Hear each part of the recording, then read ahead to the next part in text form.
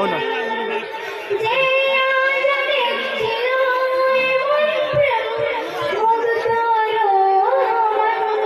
Macam mana dia baca English?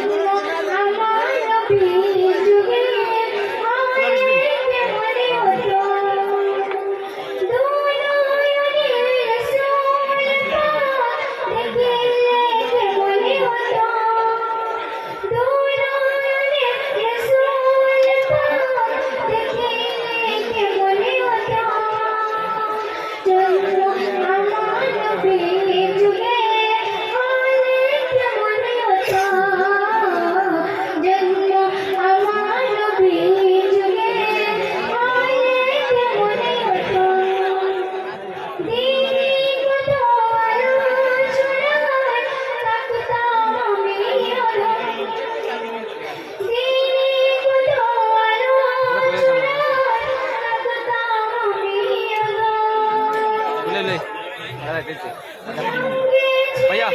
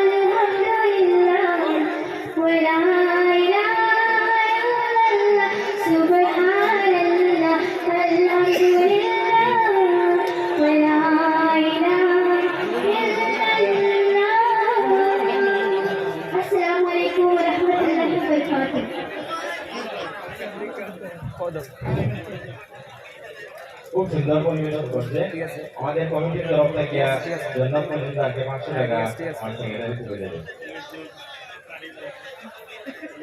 ঠিক আছে ঠিক আছে ঠিক আছে ঠিক আছে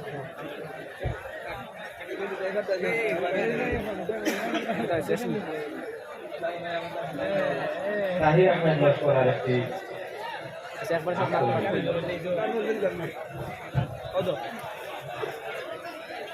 হ্যাঁ ঠিক আছে अस्सलामु अलैकुम वरहमतुल्लाहि वबरकातुहू सल्लल्लाहु अलैहि या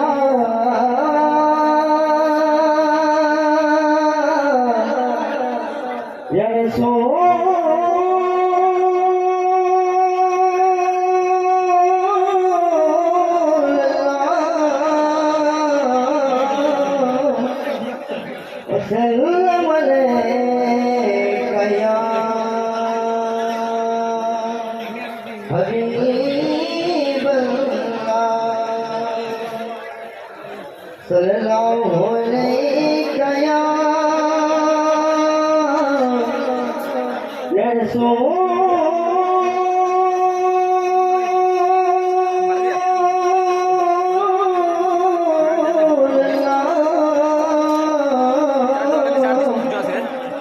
वसल्लम अलैका या हबीब अल्लाह अस्हाब मोहम्मद हक के वली अस्हाब मोहम्मद हक के वली वो बकर उमर उस्मान अली यारान नबी में सबसे जली वो बकर उमर अस्हाब मोहम्मद हक के वली अस्हाब मोहम्मद हक के वली वो बकर उमर उस्मान अली यारान नबी में सबसे जली वो बकर उमर उस्मान अली वो शम्मे हरम की परवाने वो खत्म रसूल की दीवाने वो शम्मे हरम की परवाने वो खत्म रसूल की दीवाने वो शम्मे हरम की परवाने वो खत्म रसूल की दीवाने वो शम्मे हरम की परवाने वो खत्म रसूल की दीवाने एक शाह नबी सब उसको जली एक शाह नबी सब उसको जली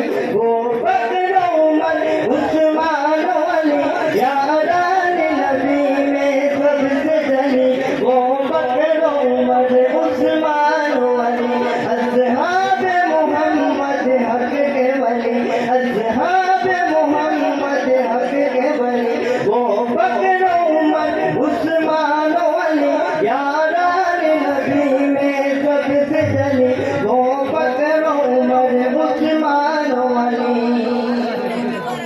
ये मेरे नबी की परवाने ये बकर रसूल की परवाने ये मेरे नबी की परवाने ये खत्म रसूल की परवाने ये शम्म नबी सब उसको जली ये शम्म नबी सब उसको जली वो बकर उमर उस्मान अली यारान नबी में सबसे जली वो बकर उमर उस्मान अली अस्हाब मोहम्मद हक के वली अस्हाब मोहम्मद हक के वली वो बकर उमर उस्मान अली यारान नबी में सबसे जली वो बकर उमर उस्मान अली अस्सलामु अलैकुम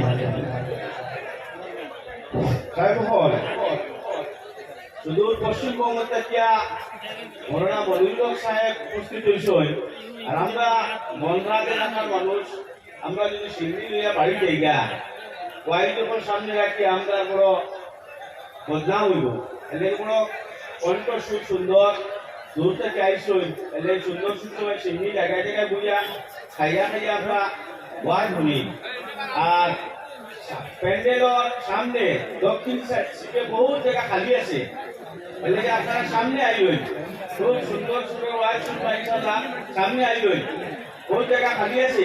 আপনারা দাঁড়ানি কাছে বই যাই সব সিন্ধি দেওয়া হইব, সিন্ধি যথেষ্ট পরিমাণে আছে, সব ব্যবস্থা করা হয়েছে।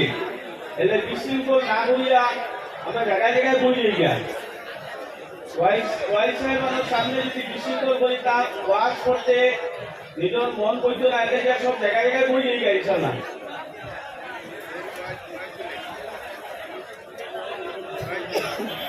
তখন আমি অনুরোধ করি আর পশ্চিমবঙ্গ মৌলানা মনিরুল্লাহ সাহেব উনার মূল্যবান তকরির করার জন্য।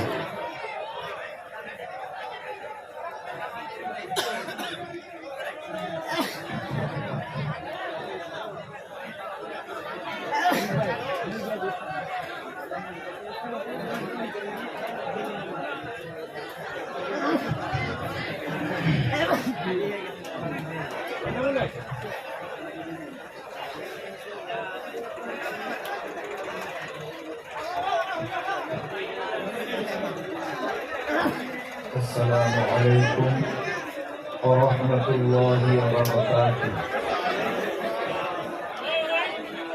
الحمد لله نحمده ونستعينه ونستغفره ونؤمن به ونتوكل عليه ونعوذ بالله من شرور أنفسنا ومن سيئات أعمالنا. من يهده الله فلا مضل له ومن يضلله فلا هادي له. ونشهد أن لا إله إلا الله وحده لا شريك له. ونشهد أن سيدنا وحبيبنا ونبينا ومولانا محمدا عبده ورسوله الذي أرسله بالحق بشيرا ونذيرا وداعيا إلى الله بإذنه وسراجا منيرا. أما بعد فقد قال الله تعالى في كلامه المجيد وفي فرقانه الحميد. أعوذ بالله من الشيطان الرجيم. بسم الله الرحمن الرحيم. نون والقلم وما يسطرون ما أنت بنعمة ربك بمجنون وإن لك لأجرا غير ممنون وإنك لعلى خلق عظيم. فستبصر ويبصرون بأيكم المفتون. وقال النبي صلى الله عليه وسلم لا يؤمن أحدكم حتى أكون أحب إليه من والده وولده والناس أجمعين. إن الله وملائكته يصلون على النبي يا أيها الذين آمنوا صلوا عليه وسلموا تسليما. اللهم صل على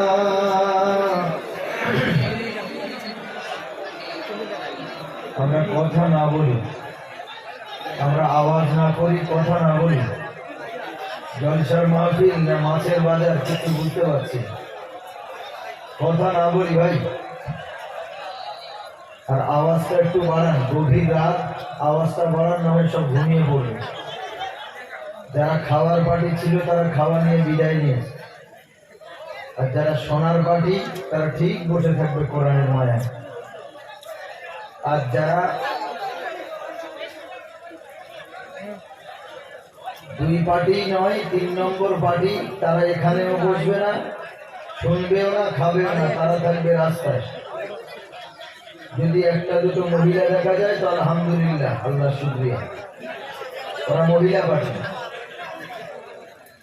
তো যারা আওয়াজ করছে আমি বিনীতভাবে অনুরোধ জানাচ্ছি, আওয়াজ নয়, ধীরে ধীরে কাজ করুন, আওয়াজ করবেন না। আল্লাহর শুকরিয়া, আল্লাহ আমাদের এতক্ষণ পর্যন্ত ধৈর্য সহকারে বসার তৌফিক দিয়েছেন, কোরআন ও হাদিসের আলোচনা করার শোনার তৌফিক দান করেছেন। নবীর প্রেম নিয়ে কিছু নাচ শুনলাম, কলিজা ঠান্ডা হয়েছে, বললাম আলহামদুলিল্লাহ। তবে সব ভালো, আপনাদের কাছে খারাপ লাগলেও একটা কথা জেনে রাখা দরকার, যে মহিলার বয়স 9 বছর পার হবে সেই মহিলার সব পুরুষের সামনে গজল বলা নিষেধ, কোরআন পড়া নিষেধ, সামনাসামনি এসে করা যাবে না, এটা মাথায় রাখবেন। 9 বছরে একটা মহিলার পিরিয়ড আসে, সব থেকে ন্যূনতম বয়স, কারো 10, কারো 11, 12, 14, 15-তে আসতে পারে। তবে তার হযরতে আয়েশাতুল হুমায়রা রাদিয়াল্লাহু তাআলা আনহার পিরিয়ড এসেছিল 9 বছর, এই জন্য 9 বছরটা ফার্স্ট ধরা হয়। এটা মাথায় রাখতে হবে যে জলসা করতে গিয়ে আমরা যেন কোনো গুনার কাজ না করে ফেলি, খবরদার। আল্লাহ তাআলা কোরআন মাজিদে বলেছেন, ওয়াকুল্লিল মুমিনাতি ইয়াগহুদনা মিন আবসারিহিন্না ওয়া ইয়াহফাজনা ফুরুজাহুন্না। আল্লাহ বলেছেন, ও মুমিনা নারী, ইয়াগহুদনা মিন আবসারিহিন্না, তুমি তোমার চোখের দৃষ্টি অবনত রাখো, নিচের দিকে রাখো। ওয়া ইয়াহফাজনা ফুরুজাহুন্না, লজ্জাস্থানকে হেফাজত করো। তো আল্লাহ নারীর পর্দার কথা বলেছেন। যদি বলেন হুজুর হাদিসে তো আছে যে সাহাবীরা তীরন্দাজ তীর খেলা করছিল, আর হযরত আয়েশা বললেন, ইয়া রাসূলুল্লাহ, আমি একটু তীর খেলা দেখব। আল্লাহর নবী কাঁধে ভর করে, হাতে ভর করে, কোলে তুলে উঁচু করে দেখিয়েছেন। তবে সাহাবীরা জানতেন না যে আয়েশা দেখছেন, আর এটা সাহাবীরা জানতেন না, কারণ দেওয়ালের ওদিক থেকে হযরত আয়েশাতুল হুমায়রা বাচ্চি মেয়ে আবদার করেছেন, নবী দেখিয়েছেন, তাও পর্দার আয়াত অবতীর্ণ হওয়ার আগের ঘটনা। এই জন্য করে আমাদের এগুলো মনে রাখতে হবে বাবাজি আমার। হ্যাঁ, বাচ্চা মেয়ে হলো, গজল শুনবেন আলহামদুলিল্লাহ, তবে অ্যাডাল্ট যখন হয়ে যাবে তার পর্দা ফরজ হয়ে যাবে, তার পর্দা ফরজ। এই জন্য করে এই দিকটা খেয়াল রাখবেন। আমি যখন উঠছিলাম একটা বাচ্চা গজল গাইছিল না, এখানে দাঁড়িয়ে কি নাম ওই বাচ্চাটা? আরমান আহমেদ, মাশাআল্লাহ। গজলটা ভালো লেগেছে না লাগেনি আপনাদের? অসাধারণ বলা। আমি তো ভাবলাম আরবি একটা বলবে, শুনবো, কলিজা ঠান্ডা হবে। দেখে মনে হলো মাদ্রাসায় পড়ে না, স্কুলে পড়ে সম্ভবত। জি, একটা জেনারেল ছাত্র স্কুলে পড়ে, সে যদি এত সুন্দর গজল গাইতে পারে, আল্লাহর গলার আওয়াজে আরো বারাকাত দান করুক, সকলে বলেন আমিন। আব্বা মায়ের কোল জোড়া করে আল্লাহ রেখে দিক, সকলে বলেন আমিন। আল্লাহ তুমি ওকে সমস্ত বিপদ আপদ মুসিবত থেকে হেফাজত করো, সকলে বলেন আমিন। যিনি মাইক সেটে আছেন আওয়াজ দেন। গজল যে মাইকটাই বলছিল আওয়াজ ভালো, আমি যে বলছি আরো আওয়াজ সুন্দর করেন, হালকা ইকো দেন, রিভাবটা বলেন, আর সুন্দর করে আওয়াজটা দেন, যাতে দূর থেকে ক্যাচ করে আওয়াজটা। গলাটা অত্যন্ত ধরে গেছে তো তাই। আমি সূরা কলাম থেকে পড়া শুরু করেছি খুতবায়। আম্মা 29 নম্বর পারার প্রথম সূরা সূরা মুলক, আর দ্বিতীয় সূরা হচ্ছে সূরা কলাম। এই কলামের আমি 5টা বা 6টা আয়াত আমি তেলাওয়াত করেছি, আর নবীজির একটি অসংখ্য হাদিসের ভিতরে একটি হাদিস আমি পরিবেশন করেছি। সূরা কলামের তাফসীর এবং হাদিসের ব্যাখ্যা দিয়ে যতক্ষণ সময় পাই আমি আলোচনা রাখবো, তবে আপনাদের ধৈর্য ধরতে হবে। আজকে আলোচনা করব নবীর আদর্শ, নবীর জিন্দেগি নিয়ে, শুনবেন ইনশাআল্লাহ। সূরা কলামে নবীর আদর্শের কথা বলা হয়েছে। নবীর জীবনী কথা বলা হয়েছে। সূরা কালাম থেকে তাফসীর করব, কোরআন দিয়ে কথা বলবো, হাদিস দিয়ে কথা বলবো, কেউ কোনো কথা বলবেন না। কারণ যেখানে কোরআনের কথা হয় সেখানে চুপ থাকতে হয়। আল্লাহ তাআলা বলেছেন, ইযা যুকিরাল্লাহ, যখন আল্লাহর কোরআন তেলাওয়াত হবে, আল্লাহর জিকির করা হবে, ইযা কুরিয়াল কোরআন, যখন কোরআন তেলাওয়াত করা হবে, ফাসতামিউ লাহু, তখন অন্তরের কান দিয়ে শুনবে, ওয়া আনসিতু, চুপ থাকবে, লাআল্লাকুম তুরহামুন, যদি কান দিয়ে শোনো আর চুপ থাকো, লাআল্লাকুম তুরহামুন, হতে পারে তোমরা আল্লাহর অনুগ্রহে দয়ার ছায়ায় থাকতে পারবে। তাহলে কোরআনের আলোচনা হবে আর আপনারা শুধু খেতে ব্যস্ত থাকবেন। খাওয়া কি সারা জীবন হয়নি? হবে ইনশাল্লাহ। হাতে নিয়ে বসেন আর মনোযোগ দিয়ে শোনেন কোরআন কি বলছে। বহু জিনিস মাথার থেকে উড়ে যাবে, বেখেয়াল হয়ে যাবেন, শোনা আর হবে না।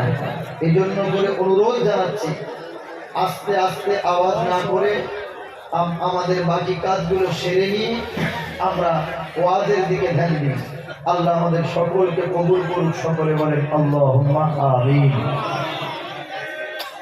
আমার জীবন, আমার মরণ, আমার জিন্দেগি, আমার জীবন, আমার মরণ, আমার জিন্দেগি, ইয়া ইলাহি, ইয়া ইলাহি, রহম করো আমার জিন্দেগি, আমার জীবন, আমার মরণ, আমার জিন্দেগি, আমার জীবন, আমার মরণ, আমার জিন্দেগি, ইয়া ইলাহি, কবুল করো, ইয়া ইলাহি, কবুল করো আমার বন্দেগি,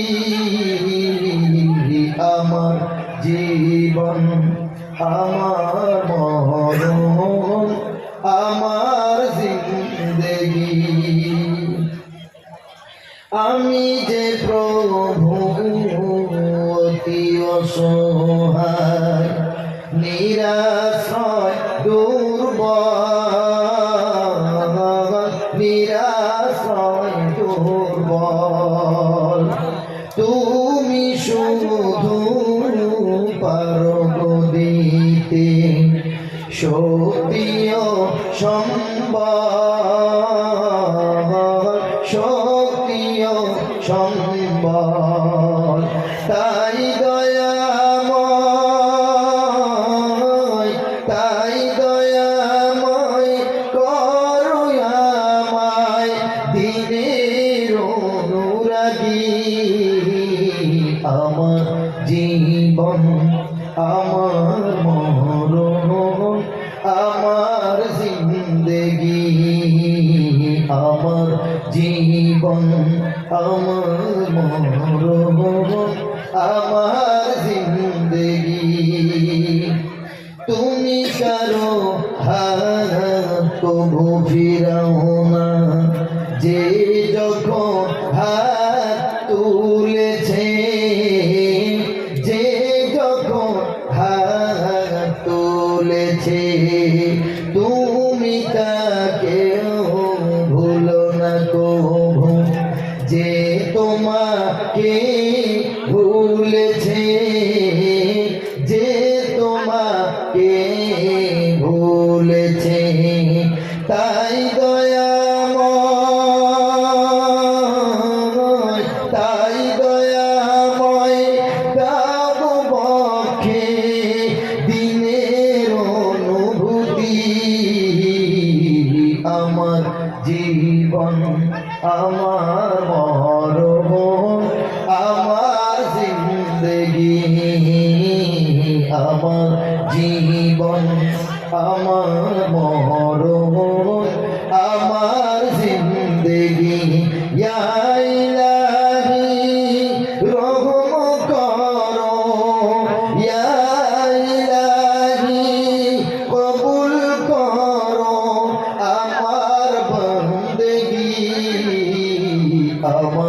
জীবন আমার মরণ আমার জিন্দেগি আমার জীবন আমার মরণ আমার জিন্দেগি আল্লাহুম্মা সাল্লি আলা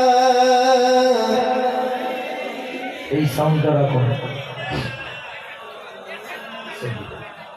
وعلى آل سيدنا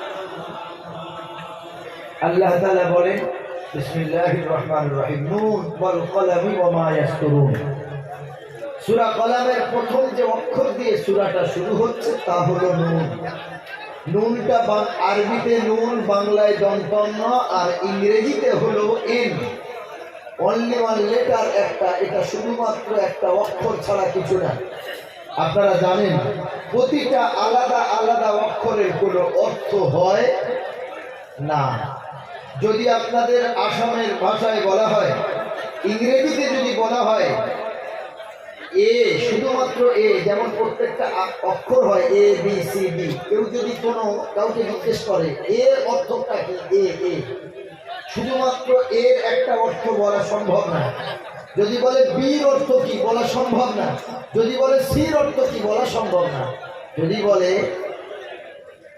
BAT ব্যাট ব্যাট মানে খেলার ব্যাট একটা অর্থ হলো না সবাই বলে হলো যদি বলে শুধু টি আর অর্থ কি ওটা তো একটা অক্ষর তো আল্লাহ তাআলা সূরা কলামে একটা অক্ষর দ্বারা শুরু করলেন সে অক্ষরের নাম হলো নুন অক্ষরের নামটা কি নুন এই নুনের ব্যাখ্যা শেষ করে পরের ব্যাখ্যা আসবে শুধুমাত্র একটা অক্ষরের অর্থ হয় না পৃথিবীর কেউ করতে পারবে না কোন শিক্ষক কোন হায়ার এডুকেটেড পারসন কেউ অনলি ওয়ান লেটারে ব্যাখ্যা করতে পারে না অর্থ করতে পারবে না কিন্তু কোরআন মাজিদে বহু সূরা আছে শুধু অক্ষর দ্বারাই আল্লাহ শুরু করেছেন জোরে বলেন সুবহানাল্লাহ বহু সূরা আছে যেমন কোরআন খুললে আপনি দেখতে পাবেন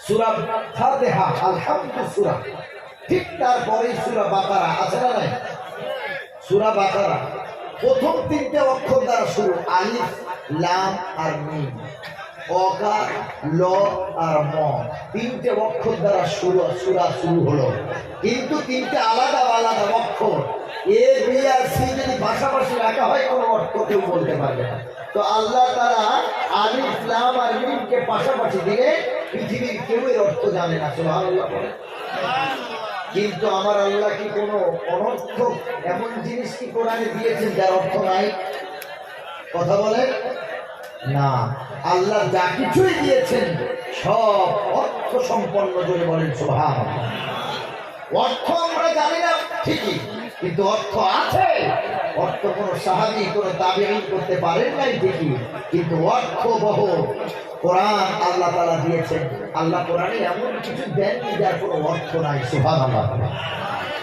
যদি বলেন হুজুর কোরআন নিয়ে যদি কেউ সন্দেহ করে যে শুধু অক্ষর দ্বারা সূরা করেছেন সুতরাং এতে সন্দেহ থাকতে পারে যদি কেউ কোরআনের একটা আয়াত একটা শব্দ নিয়ে সন্দেহ করে ওর ঈমান থাকবে না বেঈমান হবে বেঈমান হয়ে যাবে কারণ কোরআন মানতে গেলে সম্পূর্ণ কোরআনকে তাকে মানতে হবে কোরআনের আংশিক মানবেন আর আংশিক মানবেন না কিছু মানলেন না ঈমানদার হওয়া যাবে আল্লাহ রাব্বুল আলামিন বলেন আলিফ লাম মিম যালিকাল কিতাবু লা রাইবা ফীহি হুদাল লিল মুত্তাকিন আল্লাহ রাব্বুল আলামিন বলেন যালিকাল কিতাব লা রাইবা ফীহি এই কিতাবে কোনো সন্দেহ নাই কোনো শক নাই কোনো শুভা নাই কোনো সন্দেহ নাই এই কিতাব নিয়ে যদি কেউ সন্দেহ করে আল্লাহ রাব্বুল আলামিনের ভাষায় ও আর ঈমানদার থাকে না বেঈমান হয়ে যাবে কোরআনের একটা হরফে একটা অক্ষর নিয়ে যদি কেউ সন্দেহ করে খোদার জাতের কসম ওর ঈমান থাকবে না যদি নামাজ পড়ে কপাল কালো করে ঈমান থাকবে না ভাইরা আল্লাহ রাব্বুল আলামিন সূরা বাকারা শুরু করলেন আলিফ লাম তিনটে অক্ষর দ্বারা আল্লাহ সূরা শুরু করলেন। আবার দেখেন সূরা মারিয়ামে চলে যায়, সূরা মারিয়ামের ভিতরে আল্লাহ রাব্বুল আলামিন আবার বলেন কাফ হা ইয়া আইন সাদ। আল্লাহ রাব্বুল আলামিন এই সূরা মারিয়ামে পাঁচটা অক্ষর দ্বারা সূরা শুরু করলেন। কাফ হা ইয়া আইন আর সাদ, এই পাঁচটা অক্ষর দ্বারা সূরা মারিয়াম শুরু হলো। আবার সূরা ইউসুফের দিকে তাকান, আলিফ লাম রা তিলকা আয়াতুল কিতাবিল মুবিন। সূরা ইউসুফ কার নজর আছে? ওই যে ইউসুফ জুলাইখার কি রোমান্টিক প্রেমের ঘটনা শুনলে কলিজা ঠান্ডা হয় না, হয় না বলেন? হয় না? সূরা ইউসুফ, ইউসুফ নবী আর জুলাইখার যে কি প্রেমের ঘটনা, যে শুনে তার মনটা কলিজাটা শীতল হয়ে যায়, জোরে বলেন সুবহানাল্লাহ। জুলাইখা ডাকছে ইউসুফ এসো, ওলা ভাই তালা আসো আমার কাছে আসো, আমি তোমাকে নির্জনে পেয়েছি, একা পেয়েছি, দরজা বন্ধ জানালা বন্ধ সব বন্ধ, এসো আমার কাছে আসো, একটু প্রেম বিনিময় করি। আমরা যদি ওই জায়গায় হতাম ছাড়তাম, জোরে বলেন না, আমরা যদি ওই ঘর দরজা বন্ধ জানালা বন্ধ একজন সুন্দরী নারী যদি আমাদের আহ্বান করে ডাকে, শয়তানকে আমাদের পিছনে কি লেগে আছে, আমরা কি ছেড়ে দিতাম? অথচ ইউসুফ আলাইহিস সালাম যাকে মানুষ করলো জুলাইখা, সে বলছে ইউসুফ ভাই তালাক আসো আমার কাছে আসো, প্রেম বিনিময় করি। হযরত ইউসুফ এত বড় ইমানদার নবী আলাইহিস সালাম, তিনি বললেন ওয়ালা মাগাদাল্লাহ, আমি নবী, আমার বাপ নবী, আমি নবী হয়ে কেমন করে এমন গরিহিত কাজ করতে পারি? হযরত জুলাইখা বললেন ইউসুফ ঘরের ভিতরে কেউ নেই, দরজা বন্ধ জানালা বন্ধ, এসো আমার কাছে একটু দুজন মিলে প্রেমের খেলা খেলি। হযরত ইউসুফ আলাইহিস সালাম আল্লাহর ভয় নিয়ে বললেন জুলাইখা আজ আমার মাথার কোনো জায়গা নাই, কারণ তুমি আমার মানুষ করেছো, আমার নেতার স্ত্রী তুমি তো, আমার মনিবের স্ত্রী তুমি, আমি থাকতে আমি আমার জীবন দশায় আমার মনিবের সাথে বেইমানি করতে পারবো না, আমার মনিবের অধিকার নষ্ট করতে পারবো না, আল্লাহর কাছে পরিত্রাণ চাই, আশ্রয় চাই। কলা মাগাদাল্লাহ, ও আল্লাহ দরজা বন্ধ জানালা বন্ধ, বাঁচাবার কেউ নাই, ইজ্জত বাঁচাও আল্লাহ, তোমার কাছে আশ্রয় প্রার্থনা করছি।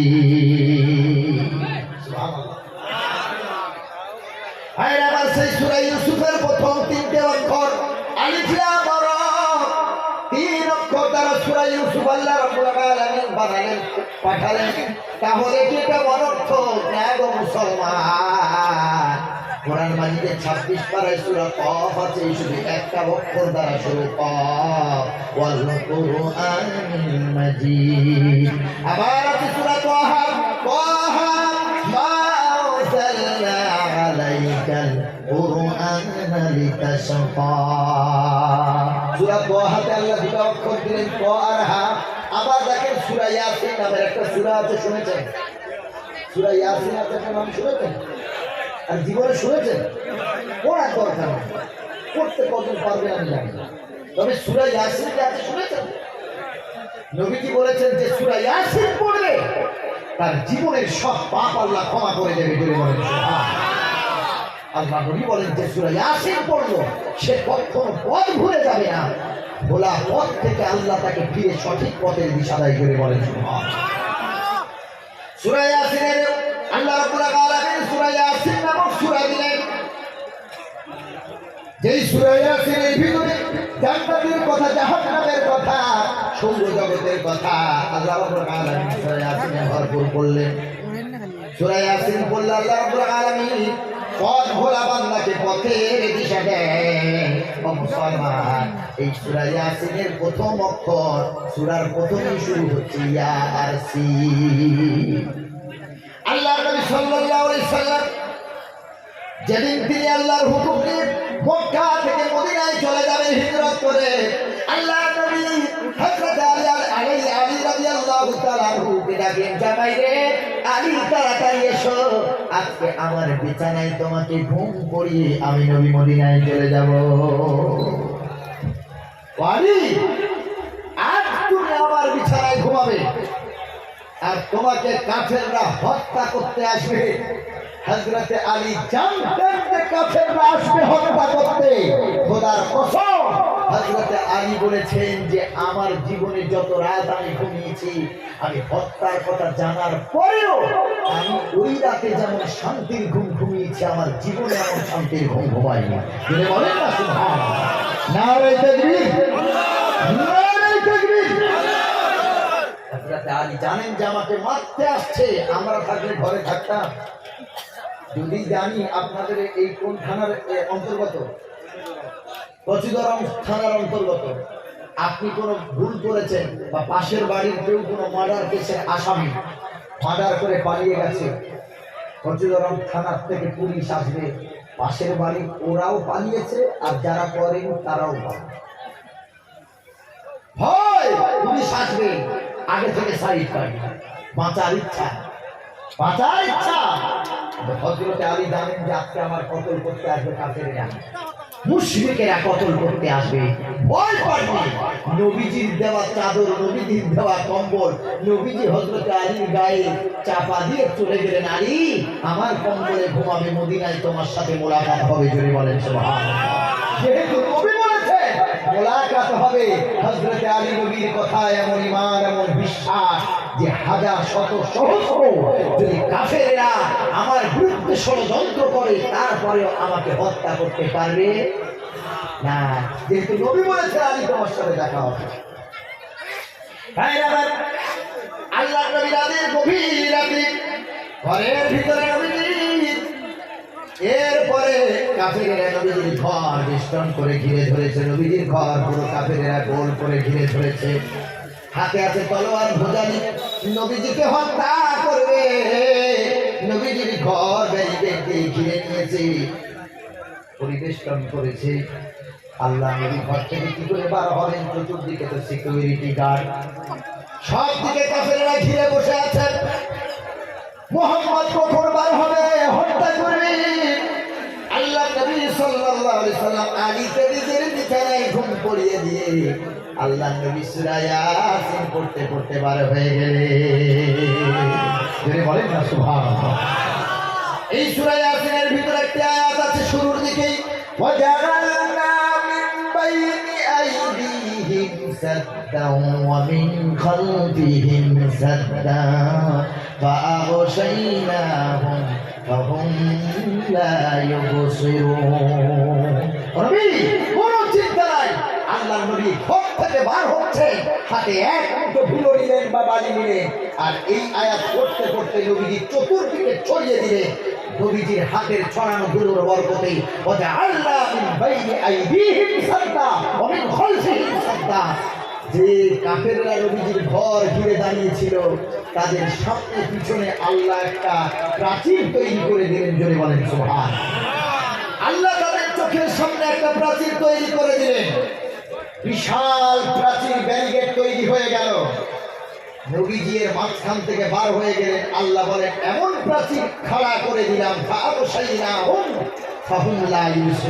তারা আর দেখতে পায় না, দেখার ক্ষমতা হারিয়ে ফেলেছে। জোরে বলেন সুবহানাল্লাহ।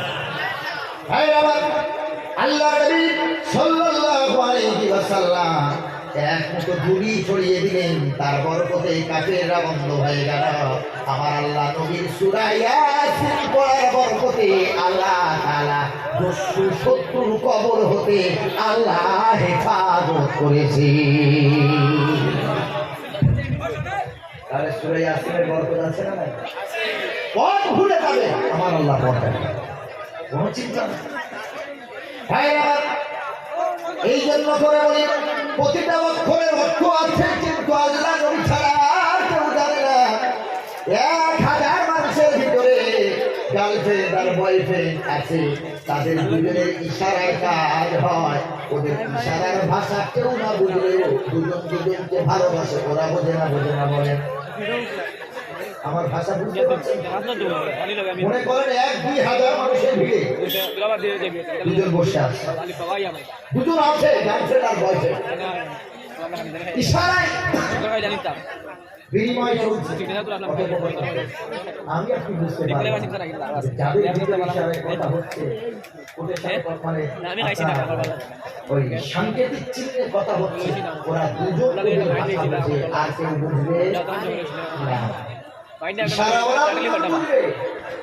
ওরা যদি একটা কোনো অক্ষর দিয়ে কথা বলে, ওরা যদি বলে সিক্স, ওই দুজনের ভিতরে কথা বুঝে নিয়ে সন্ধ্যা 5টার সময় বাস স্ট্যান্ডে দেখা করতে হবে।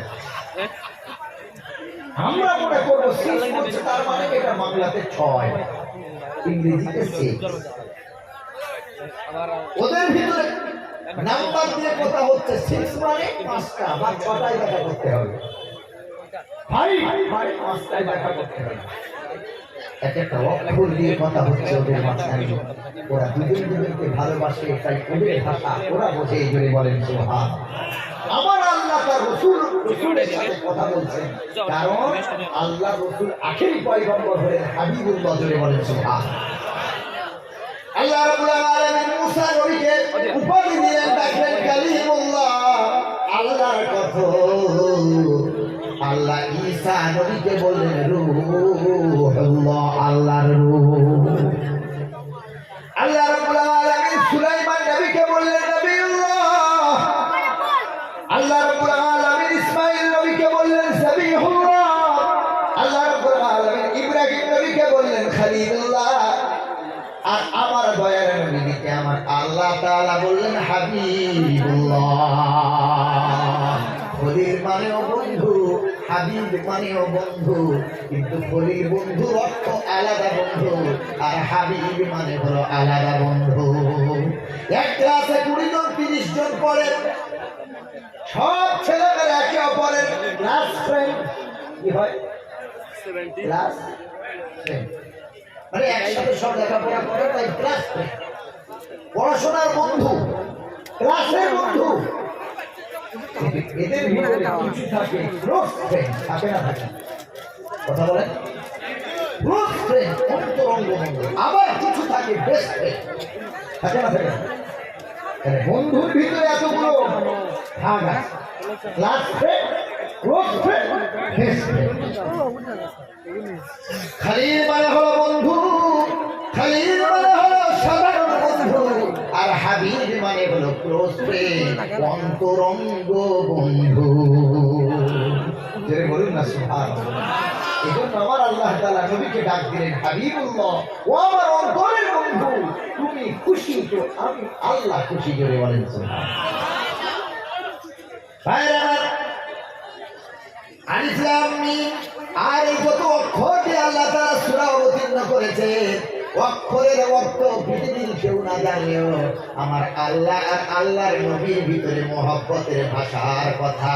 অক্ষর দ্বারা আল্লাহ আল্লাহর নবীর ভিতরে প্রেম বিনিময় হয়। ওই অর্থ, এই কারণে অক্ষরের অর্থ পৃথিবীর কাউকে আল্লাহ জানায় না। নবীর সাথে আল্লাহর অক্ষরের মাধ্যমে কথা হচ্ছে। আলিফ লাম মিম, কি আল্লাহ বলতে চাইলেন ভিতরের প্রেমের ব্যাপার। সুবহানাল্লাহ। মানুষ প্রেমের ভিতরের খবর সবাইকে বলে বেড়ায়, কথা বলেন। ভিতরের খবর তো সবাইকে শেয়ার করা যায়? আল্লাহ রাসূলের ভিতরের প্রেম, অন্তরের বন্ধু, অন্তরের বন্ধুর সাথে কি কথা হবে আল্লাহ কাউকে জানালেন না, অক্ষরের মাধ্যমে আল্লাহ কথা বললেন। ধরে বলেন না সুবহানাল্লাহ।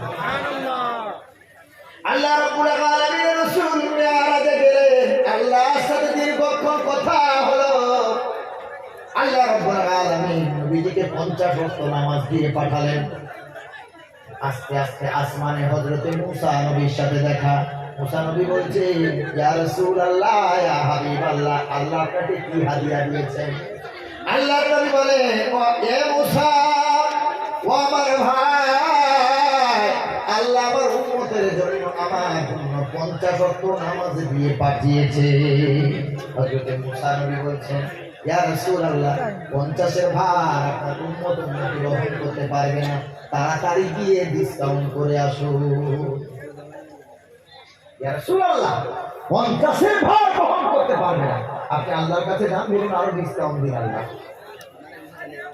আল্লাহর কাছে গেলেন, 5 ওয়াক্ত 5 ওয়াক্ত কমাতে কমাতে আল্লাহ রাব্বুল আলামিন শেষে শুধু 5টা ওয়াক্ত দিলেন। জোরে বলেন সুবহানাল্লাহ।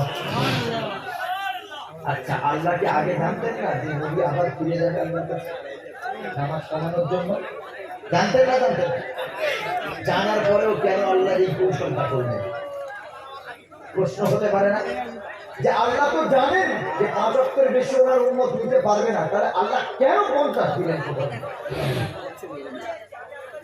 ভাইরা আমার, আল্লাহ তার নবীকে কত ভালোবাসেন, কত মহব্বত করেন গো মুসলমান।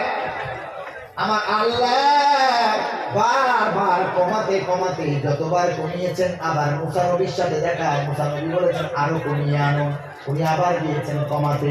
এইভাবে কমাতে কমাতে শেষে 5টা ওয়াক্ত নিয়ে যখন ফিরছেন, তখন মুসা নবী বলছেন, ইয়া রাসূলুল্লাহ, এই 5 ওয়াক্ত আপনার উম্মত তাও এর ভার বহন করতে পারবে না, এর হক আদায় করতে পারবে না, করতে পারবে না। আপনি আবার ফিরে যান, আরো কমিয়ে আনো। আমার নবী বলেন, না, আমি আর কতবার যাব কমাতে কমাতে, আমার লজ্জা লাগে, আমি লজ্জা বোধ করি আল্লাহর কাছে বারবার কমানোর জন্য।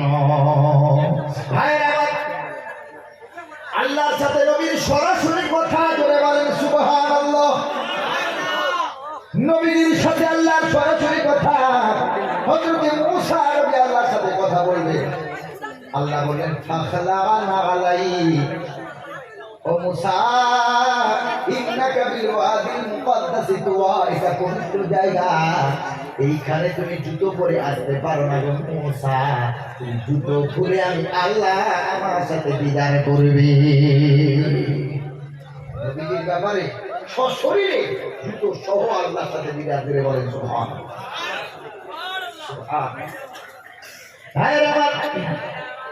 আল্লাহ জানতেন আল্লাহর সাথে নবীজির দীর্ঘক্ষণ কথোপকথন হয়। আল্লাহ চান না যে তার নবী তাকে ছেড়ে বিদায় নেবে। আল্লাহ আল্লাহ নবীর কি মহব্বত, আল্লাহ আল্লাহ নবী গল্প করেন, আল্লাহ আল্লাহ নবীর ভিতরে প্রেমের গল্প হয়, মহব্বতের গল্প হয়। আল্লাহ জানেন যদি প্রথমেই 5 ওয়াক্ত দিয়ে ফিরিয়ে দিই তো আমার নবী দ্বিতীয়বার আর আমার কাছে আসবে না। এজন্য করে আল্লাহ কৌশল করে অল্প অল্প করে কমালেন, যাতে করে বারবার নবীজি ফিরে যায় আর আল্লাহর সাথে কথোপকথনের সময়টা বেড়ে যায়। জোরে বলেন না সুবহানাল্লাহ। ভাইরা, এই কারণে আল্লাহ রাব্বুল আলামিন অক্ষর দ্বারা সূরা অবতীর্ণ করলে নূর, এর অর্থ একটা অক্ষর মাত্র, কিন্তু এর অর্থ আল্লাহ আল্লাহ নবীর ভিতরে বিদ্যমান, আর কেউ জানে না। এরপরে আল্লাহ রাব্বুল আলামিন বলেন, ওয়াল কলামি ওয়া মা ইয়াসতুরুন। নূরের ব্যাখ্যা শেষ, এবার আসছে ওয়াল কলামি ওয়া মা ইয়াসতুরুন। শপথ হলো কলমে, ওয়া মা ইয়াসতুরুন, এবং কলম দ্বারা যা লেখা হয় লেখার শপথ। তারপরে আল্লাহ বলেন, মা আনতা বিনিয়ামতি রাব্বিকা বিমাজনুন। ও নবী, আপনি আপনার প্রভুর অনুগ্রহে, দয়ার বরকতে আপনি বিকারগ্রস্ত না, ম্যাড নয়, পাগল নয়। জোরে বলেন সুবহানাল্লাহ। নবীজির ব্যাপারে আল্লাহ তাআলা কথা বলছেন, নবীজির আল্লাহ তাআলা গুণ বর্ণনা করছেন, তার সাথে কলমের কি সম্পর্ক? আল্লাহ তাআলা কলমের কসম কেন করলেন? আল্লাহ তাআলা কলমের শপথ কেন করলেন? নবীজির সাথে কলমের কি সম্পর্ক? এই বাবাজি, আমার নাম মনিরুল ইসলাম। এখন আমার কেউ বলছে কলকাতা থেকে মনিরুল ইসলাম এসেছিল, তাফসীর পড়ে গেছে, আমাদের খুব ভালো লেগেছে। ছেলেটা হাফেজ ছিল, মাওলানা ছিল। আল্লাহ তুমি অহংকার মুক্ত করো, সকলে বলেন আমিন। বোঝানোর জন্য বলছি, ছেলেটা হাফেজ ছিল, মাওলানা ছিল, ভালো ছিল। আমার ব্যাপারে কেউ কোনো গুণ বর্ণনা করলে আলহামদুলিল্লাহ, কিন্তু আমার গুণ বর্ণনার করার আগে যদি কেউ বলে শপথ হলো গাছে, শপথ হলো সূর্যের, এই কসম গাছের, সূর্যের, মাটির কসম খেয়ে তারপরে যদি বলে মনিরুল ইসলাম ভালো ছেলে, তাহলে আমার গুণ বর্ণনার সাথে গাছের শপথ, আমার গুণ বর্ণনার সাথে মাটির শপথ, আমার গুণ বর্ণনার সাথে সূর্যের কসমের সাথে কোনো সম্পর্ক থাকতে পারে? বলে সরাসরি বলবে ছেলেটা ভালো ছেলে। মনে করুন হুজুরকে বলছেন, মুফতি মতিউর রহমান সাহেব এই প্রথম যে জলসাটা করে এসেছে ওতেও ছিলেন, আমার পরে ওখানে জলসা করে আসছেন। এখানে মনে করেন ওনার কেউ গুণ বর্ণনা করছে, সরাসরি বলবেন মুফতি মুজিবুর রহমান সাহেব খুব ভালো মানুষ, খুব আমলি মানুষ। কিন্তু যদি বলে আমি গাছের কসম করছি, মাটির কসম করে বলছি মুফতি মুজিবুর রহমান সাহেব ভালো মানুষ, তাহলে মানুষ যে এই কসম খেয়ে তার শপথ করবেন, তাহলে মানুষ তাকে বলবে ও মনে হয় পাগল হয়ে গেছে। বলবেন বলবেন, কারণ মানুষের গুণের সাথে গাছের শপথের কি সম্পর্ক? এবার চিন্তা করার বিষয় আছে। নবীজির গুণ আল্লাহ বর্ণনা করবেন, নবীজিকে আল্লাহ তাসাল্লি দেবেন, সান্ত্বনা দেবেন, তার আগে কলমের শপথ কেন করবেন? নবীজির সাথে কলমের কি সম্পর্ক? সুবহানাল্লাহ বলেন, ব্যাখ্যা পরে দেব, জোরে বলেন না সুবহানাল্লাহ। আল্লাহ রাব্বুল আলামিন বলেন ওয়াল কলামি ওয়া মা ইয়াসতুরুন, শপথ হলো কলমের, শপথ হলো লেখা। আল্লাহ রাব্বুল আলামিন কলমের শপথ করে নবীজিকে শিক্ষা সব থেকে উন্নত, শিক্ষার সব থেকে উচ্চ চূড়ায় আল্লাহ তার নবীকে বসিয়ে দিয়েছে। যার পকেটে কলম থাকে সে শিক্ষিত না অশিক্ষিত? বলে আচ্ছা, কখনো দেখেছেন যে লেখাপড়া জানে না, কিচ্ছু জানে না, পকেটে পেন নিয়ে ঘুরছে? হয়তো পকেটে একটা কলম থাকলে মানুষ জানবে ও হায়ার এডুকেটেড পারসন না হলেও, ও কলেজের বাউন্ডারি পার না করলেও অন্তত কিছুটা লেখা জানে, পড়া জানে। এইটুকু মানুষ বুঝবে না, বুঝবে না হলে তো কলম আর খাতা ওর কাছে থাকে না। ভাইয়ের আমার, এক শ্রেণীর মানুষ আমার নবীকে মূর্খ বলে দাবি করেছে, করে বলে নাউজুবিল্লাহ। আমার নবীকে বলেছে মূর্খ, অশিক্ষিত। আমার আল্লাহ তাআলা বলেন না না, কলমের শপথ, আমার নবীজি মূর্খ নয়, আমার হাবিব মূর্খ না, আমার হাবিব শিক্ষিত না। যার কাছে কলম থাকে সেই হলো শিক্ষিত। সুবহানাল্লাহ সুবহানাল্লাহ।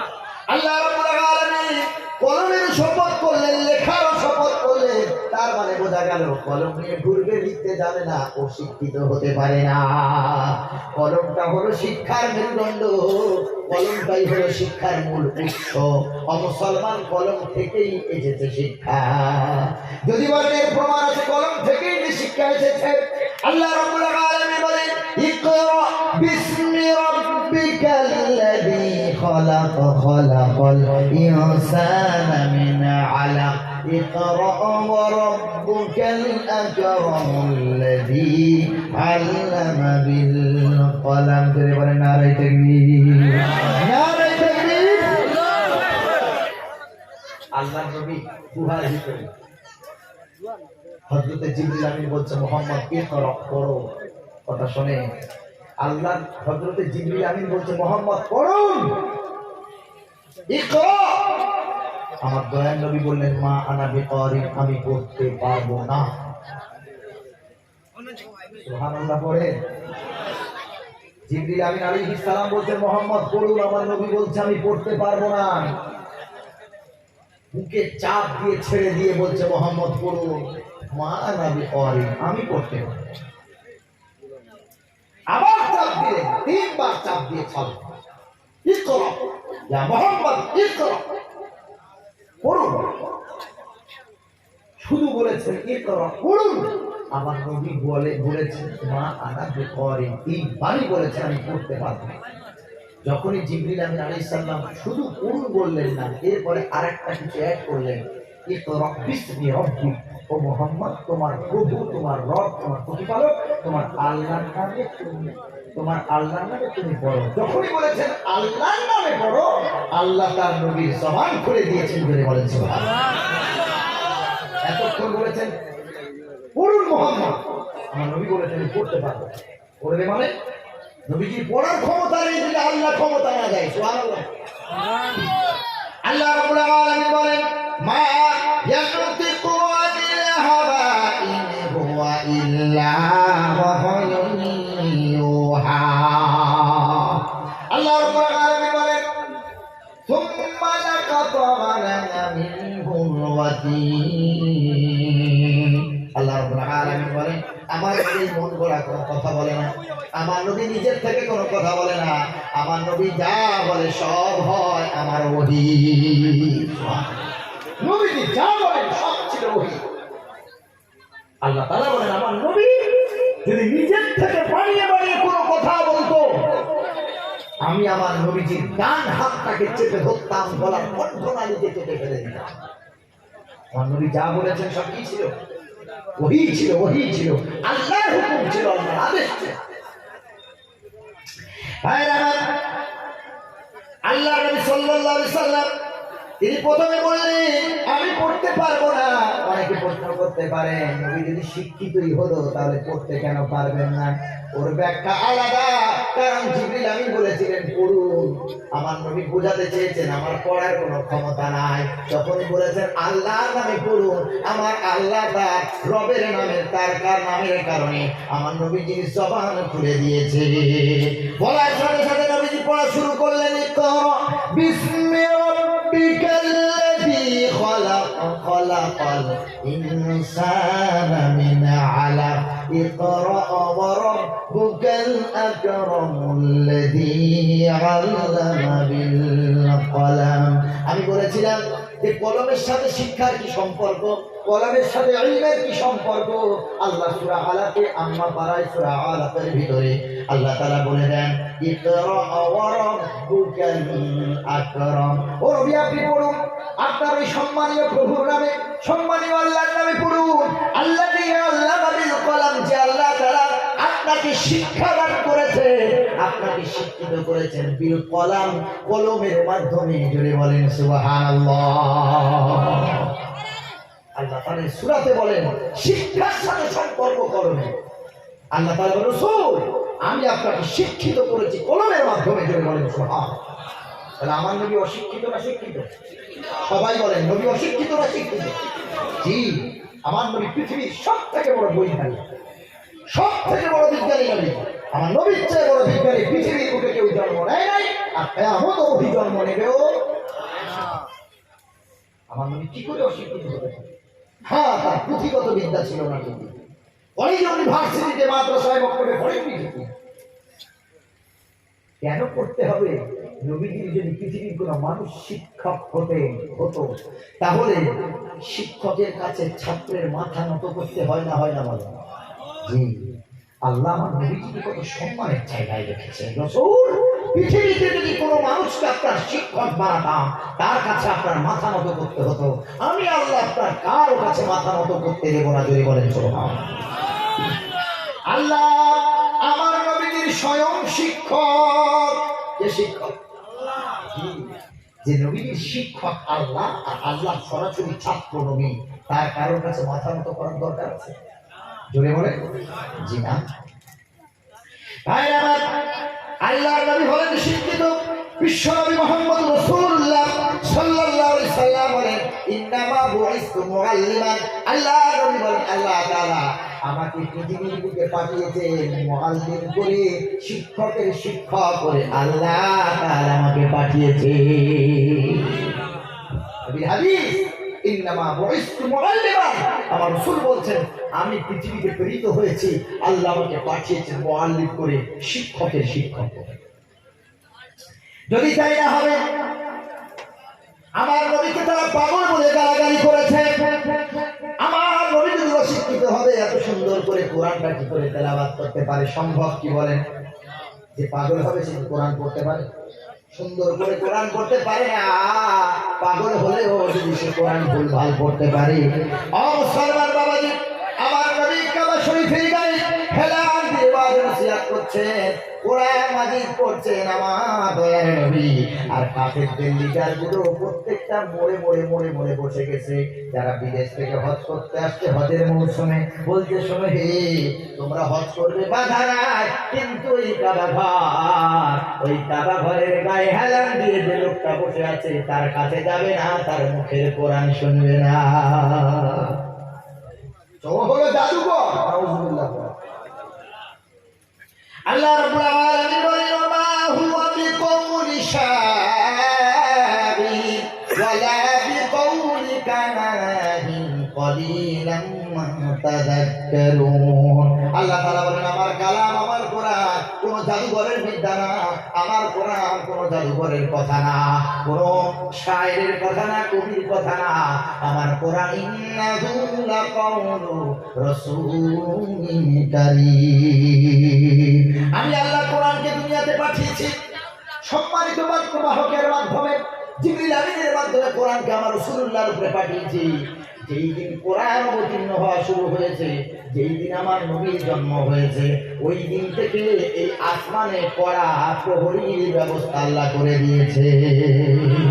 বলে কারণ তাওরাতে সবুরে ইনজিল শরীফে বিকৃত ঘটেছে, বিকৃতি হয়েছে, মানুষের ধারণা সেই সব কিতাবে ঢুকে গেছে। কিন্তু আমাদের কোরআনে, আল্লাহর কোরআন মাজিদে আজও পর্যন্ত ভেজাল কেউ ঢোকাতে পারেনি, করতে পারেনি। আর কিয়ামত পর্যন্ত আল্লাহ চ্যালেঞ্জ করেছেন, কেউ এর ডুপ্লিকেট করতে পারবে না। জোরে বলেন সুবহানাল্লাহ। কোরআনের চ্যালেঞ্জ, قل لئن اجتمعت الإنس والجن على أن يأتوا بمثل هذا القرآن لا يأتون بمثله ولو كان بعضهم لبعض ظهيرا। আল্লাহ তাআলা বলেন, হে মানব, তোর একার দ্বারা যদি সম্ভব না হয়, জিন সম্প্রদায়কে এক জায়গায় কর আর আমার কোরআনের ডুপ্লিকেট করতে শুরু কর। আল্লাহ বলেন, সব এক জায়গায় হলেও আমার কোরআনের ডুপ্লিসিটি করতে পারবি না। জোরে বলেন সুবহানাল্লাহ। খোদা চ্যালেঞ্জ। ভাইরা আমার, আল্লাহ নবী সাল্লাল্লাহু আলাইহি ওয়াসাল্লাম আল্লাহ কোরআনকে কিভাবে মাহফুজ করলেন, হেফাজত করলেন। আল্লাহ যেই দিন কোরআন অবতীর্ণ আল্লাহ শুরু করবে, আমার নবীর জন্ম যেদিন হয়েছে, আল্লাহ রাব্বুল আলামিন আমার নবীর সম্মানার্থে আসমানটাকে আল্লাহ কড়া নিরাপত্তা দান করেছে। ভাইরা আমার, আল্লাহ রাব্বুল আলামিন বলেন, ওয়াসাফাতি সাফা ফাসসাজিরাতি সাজরা ফাতালিয়াতি যিকরা ইন্না ইলাহাকুম লাওয়াহিদ রব্বুস সামাওয়াতি ওয়াল আরদি ওয়া মা বাইনাহুমা ওয়া রব্বুল মাশারিক ইন্না যায়্যানাস সামাআদ দুনিয়া বিজিনাতিন কাওয়াকিব ওয়া হিফযাম মিন কুল্লি শাইতানিন মারিদ। আল্লাহ নবী জন্ম হলো, এরপরে যখন আল্লাহ নবী নবুয়ত লাভ করলেন, কোরআন অবতীর্ণ হবে, কোরআনে যাতে ভেজাল না হয়, আল্লাহ রাব্বুল আলামিন ওয়া হিফযাম মিন কুল্লি শাইতানিন মারিদ, এই আসমানটাকে আল্লাহ শয়তান থেকে হেফাজত করেছে। কারণ পূর্বে শয়তানেরা এই নিম্ন আকাশে কান লাগিয়ে শুনতো, ফেরেশতার ভিতরে কি কথোপকথন হয়, আল্লাহ আল্লাহর ফেরেশতার কি কথা হয়, শয়তানেরা কান লাগিয়ে শুনতো। আর ওইগুলো শুনে এসে যারা পৃথিবীর জাদুঘর, যারা ধর্মযাজক, তাদের কাছে এসে বলতো, তাদের ওই শয়তানের কথাগুলো শুনে মানুষকে ভবিষ্যতের কথা বলতো। কোরআনের বরকতে আল্লাহ রাব্বুল আলামিন কোরআন নিরাপত্তা দান করলেন।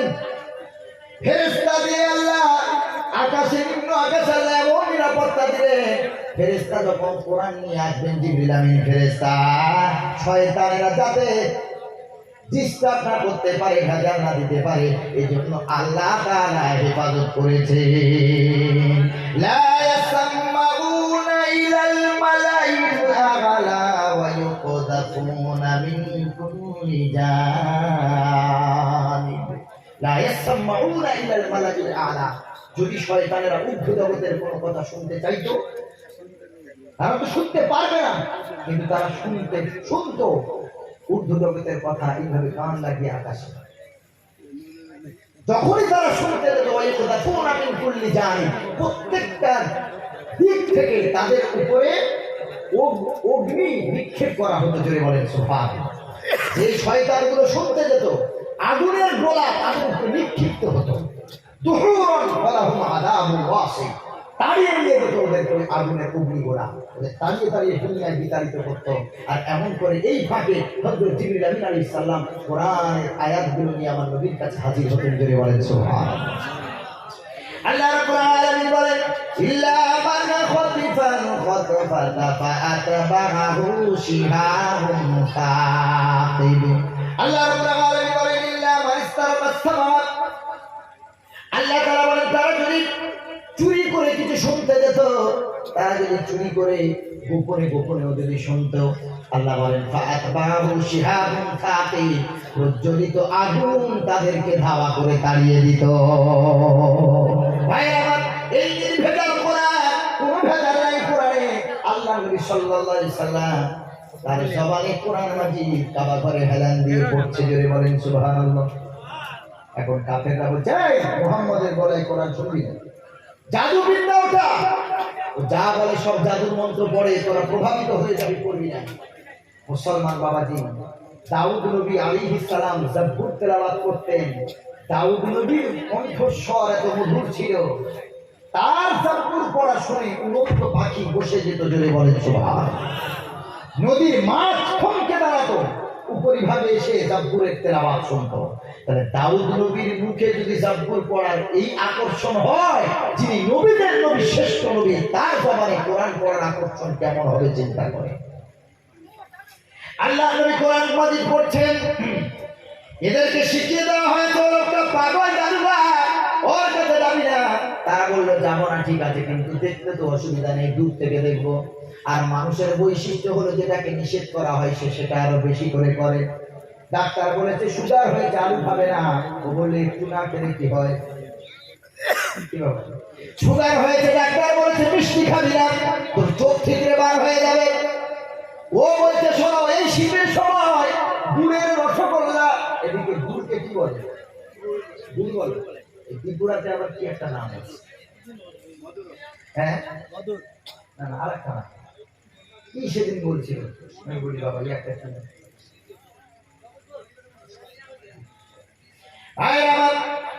আল্লাহ রাব্বুল আলামিন, আল্লাহ রাসূল কোরআন পড়ে গো মধুর বাণী। কাফেরদের শুনতে নিষেধ, হাজিদের শুনতে নিষেধ করা হলো। হাজিরা আরো কাছে যায়, ওদেরকে শেখানো হয়েছে পাগল পাগল, কাছে যাবি না জাদুঘর। তারা দূর থেকে দেখেছে যে মানুষটা পাগল হবে, এত সুন্দর দেখতে কেমন করে হয়? পাগল যদি হয় এত শুভ্র, এত সুন্দর আকর্ষণ, চুলটা রাখলানো কামানো, মাথার চুলটা একটু কুচকানো, ভ্রুটা কি সুন্দর, তার জোড়া ভ্রু কি সুন্দর ভ্রু, নাকের ছিদ্রগুলো ছোট্ট ছোট্ট ছিদ্র। ও মুসলমান বাবাজি, নাকটা একটুখানি উঁচু, কি সুন্দর দেখতে, কি তার নাক নকশা। সবাই বলে শোনো হে, পাগল যদি হয় তো একটা পাগল মানুষ এমন সুন্দর থাকতে পারে না।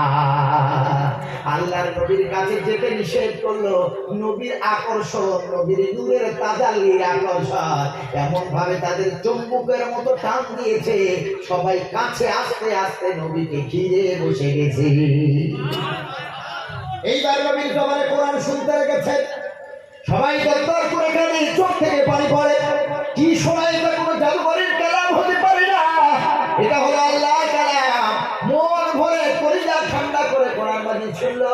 শুধু তাই নয়, তারা শুনে আল্লাহর নবীর হাতে হাত দিয়ে ইসলামের কালেমা পড়ে নিয়েছে। যেই কাফের আবু জাহাল, উতবা, সাইবা, আবু সুফিয়ান, তারা চিন্তা করলো যেটা চিন্তা করেছিলাম মুহাম্মাদের বিরুদ্ধে ওদের লাগিয়ে দেবো, এরা তো সব মুহাম্মাদের পক্ষে হয়ে গেছে। এখন তারা যখন হজ করে ফিরছে, তখন তাদেরকে আবার কিভাবে ব্রেন ওয়াশ করছে দেখেন। বললো তোদেরকে নিষেধ করলাম, তারপরেও গেলি, তারপরে মুসলমান হয়ে গেলি, তারপরে মুহাম্মদকে সত্য নবী বলে মেনে নিলি, তোদের কাছে জানতে চাই। ওই কাফেরেরা তখন ব্রেন ওয়াশ করতে দেখেন। এখন বর্তমানে এমন ওই কাফেরের দল এমন আছে, মুসলমানদের ব্রেন ওয়াশ করে দেয়। তারা ব্রেন ওয়াশ করছে। এই তোরা যাকে নবী বলে মানলি, মালি হাজার রাসূল, কিভাবে সে নবী হতে পারে? কিভাবে সে নবী হতে পারে? কিভাবে ব্রেন ওয়াশ করছে দেখেন। ওরা যাকে তোরা মুহাম্মদকে নবী বলে মানলি, ইসলাম কবুল করলি, তার হাতে মালি হাজার রাসূল, কি করে সে নবী হতে পারে বলতো? যুক্তি দেখাচ্ছে। এখন তো সে তো আমাদের মতো খানা খায়, ওয়ামশি ফিল আসওয়াক, সে আমাদের মতো বাজারে যায়। তাহলে যদি নবী হবে সে আমাদের মতো খানা খায়, সে বাজারে যেতে পারে? আচ্ছা, নবী কিন্তু একাধিক স্ত্রী ছিলেন, ছিলেন না? ছিলেন না? একাধিক স্ত্রী ছিলেন, পরিবার। নবীজি স্বামী, স্ত্রীরা খাবে কি? বাজার করার দায়িত্ব কি স্ত্রীরা বেপর্দা হয়ে বাজারে যাবে, না তার স্বামী গিয়ে বাজার করে আনবে? জোরে বলে।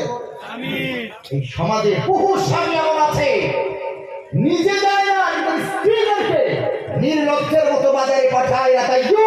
আর বিশ্বনবী মুহাম্মদ রাসূলুল্লাহ সাল্লাল্লাহু আলাইহি সাল্লাম কুল কায়নাতের নবী বলেছেন, তাইয়ুস লা ইয়াদখুলুল জান্নাহ, তাইয়ুস যারা হবে তারা জান্নাতে যেতে পারবে না।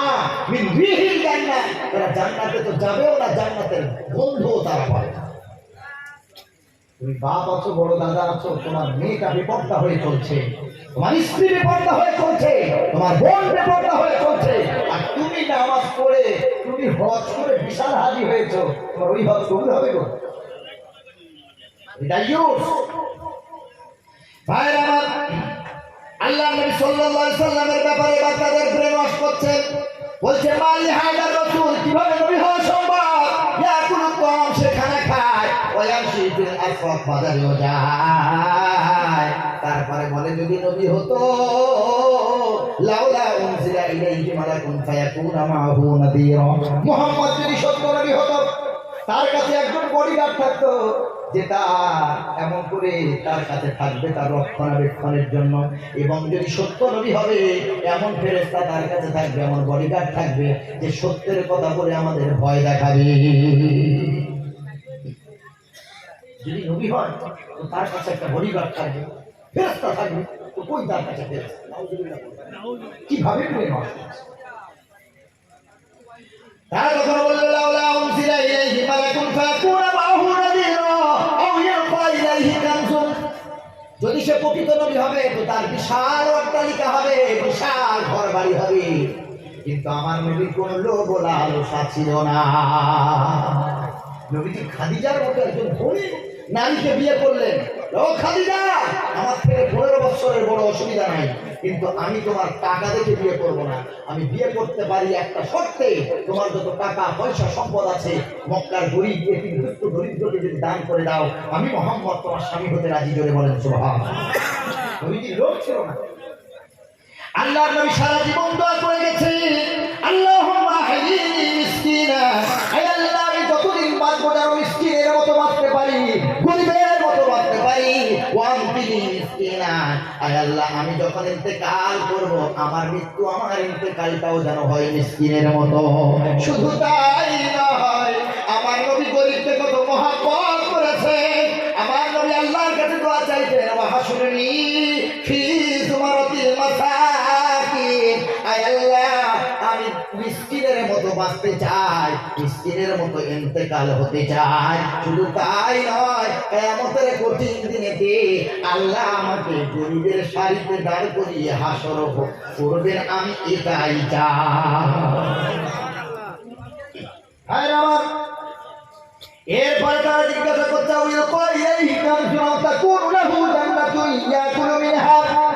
বলছে যদি সত্যিকারের নবী হবে তো তার বিশাল অট্টালিকা থাকবে, বিশাল ঘর বাড়ি থাকবে, তার বিশাল বাগান থাকবে।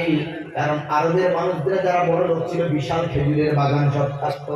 বলছে যদি নবী হতো তাহলে তার আল্লাহ তাকে গরিব কেন বানালো, কেন বাগানের মালিক বানালো না? যদি বাগান থাকতো ওই বাগান থেকে তো সে খাদ্য গ্রহণ করত। তারপরে তাদের আরো বোঝাচ্ছে,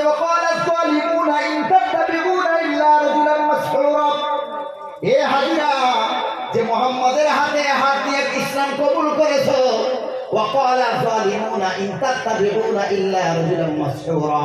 তোমরা একটা জাদুঘর ছাড়া আর কাউকে ইত্তেবা করো নাই, অনুসরণ করো নাই। বলুন নাউযুবিল্লাহ। যা ইত্তেবা করলি, যা তাবে হলি, যাকে নবী বলে মানলি, তোরা একটা জাদুঘর ছাড়া আর কাউকে গ্রহণ করবি না। আল্লাহ তাআলা এই কথা শোনার পর আল্লাহ তাআলা নবীজির ব্যাপারে এই কথাগুলো যখন কাফিররা বলেছে, নবীজি দুঃখ পেলেন। আল্লাহ তাআলা বলেন উনজুর কাইফা দারাবু লাকাল আমসাল ফাদাল্লু ফালা ইস্তাতিউনা সাবিলা। ও নবী, যারা আপনার বিরুদ্ধে বলে আপনার জন্য কত কিছু উদাহরণ তারা পেশ করে, যুক্তি পেশ করে, আপনি ভয় পাবেন না, তারাই পথভ্রষ্ট, আপনি সঠিক পথে ইস্তেকামত আছে। তারা পথভ্রষ্ট। আর আপনাকে যে তারা বলেছে আমি আপনাকে বাগান দিই, আমি আপনাকে অট্টালিকা দিই, নবী আপনি দুঃখ পাবেন না। তাবারাকাল্লাযী ইন শাআ জাআলা লাকা খায়রাম মিন যালিক। ও নবী, তারা যে সব কথা উদ্ধৃতি দিয়েছে, আমি তার থেকে আরো সুন্দর জিনিস আপনাকে জান্নাতের জন্য রেখে দিয়েছি। জোরে বলেন সুবহানাল্লাহ। এই জন্য করে আমার নবীর বিরুদ্ধাচরণ করেছিল, বর্তমানে করছে, ভবিষ্যতেও করবে। কিন্তু আমার নবীর বিরুদ্ধাচরণ করেও কোনো লাভ হবে না। আমার নবী মহব্বত রাখবেন, নবী সত্য নবী, আর নবীর পরে দ্বিতীয় কোনো নবী আসবে না। আল্লাহ নবী বলে তারা খাতামুন নবিয়্যিল্লাহ, নবী কে বাবাদি, আমি হলাম সব নবীদের শেষ নবী, আমার পরে আর কোনো নবী আসবে। অনেকে নবী দাবি করবে, নবী কি বলেছেন আমি নবী চলে যাওয়ার পর 30 জন নবী দাবি করবে। কতজন? 30 জন নবী দাবি করবে। কোথায় আছেন? তারা সবাই বলবে যে আমরা নবী। এই জন্য আমাদের সাবধান থাকতে হবে। আমার নবী হলেন আখেরি নবী, আর আমার নবীর পরে কোন নবী আসবেন না। আমরা আখেরি নবীকে সম্মান করব, ইজ্জত করব, নবীর হাত ধরে আল্লাহর মহব্বত নিয়ে জান্নাতে চলে যাবো ইনশাআল্লাহ। বলে কেউ যদি বলে আমি আল্লাহকে মানি, নবীকে মানি না, সে বেঈমান। কেউ যদি বলে আমি নবীকে মানি, আল্লাহকে মানি না, সেও বেঈমান। আল্লাহ তাআলা বলেছেন মান আতাআনি ফাকাদ আতা আল্লাহ।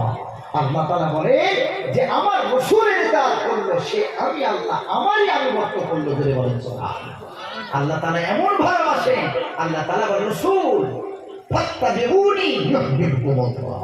আপনার যদি ইত্তেবা করে, আপনার যদি অনুসরণ করে আমার বান্দা বান্দীরা, আপনি খুশি তো আমি আল্লাহ খুশি। জোরে বলেন না সুবহানাল্লাহ, জোরে বলেন না সুবহানাল্লাহ। আল্লাহ খুশি, নবী খুশি, তো কে খুশি? জোরে বলেন। কি মহব্বত! যারা ভালোবাসে, আমি 2 মিনিটে এবার শেষ করবো ইনশাআল্লাহ।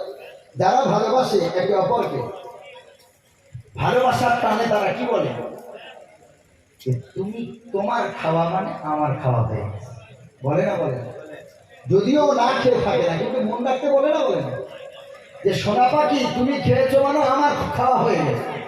তুমি ঘুমাও, শান্তির ঘুম, কল রেখে ও ঘুমাচ্ছে, এ চুপ করে ধরে আছে। কি ভালোবাসা রে!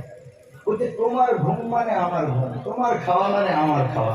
চিন্তা করেন বাবাজি, আমরা দুনিয়ার ভালোবাসায় যদি এই অবস্থা হয়, দুনিয়ার ভালোবাসায় যদি আমাদের এই অবস্থা হয়, তাহলে আল্লাহ যে নবীকে এত ভালোবাসে, নবীকে দিন করেছেন, বাপকে নিয়েছেন, মা নিয়েছেন, তার শখের বিবি তুলে নিয়েছেন, আল্লাহ এত কষ্ট দিয়েছেন।